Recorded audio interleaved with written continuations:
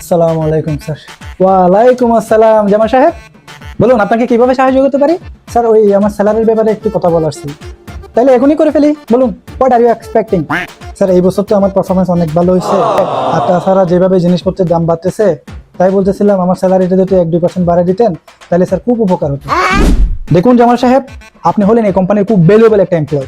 আপনি অনেক কন্ট্রিবিউশন করছেন এই কোম্পানির গ্রোথ হওয়ার জন্য, তাই আমি কিচ্ছুই শুনতে চাই না। আপনার বেসিক স্যালারিতে আমি 50% বাড়িয়ে দিচ্ছি, ঠিক আছে? Thank you so much sir. আর আপনি অফিসে কিভাবে আসেন?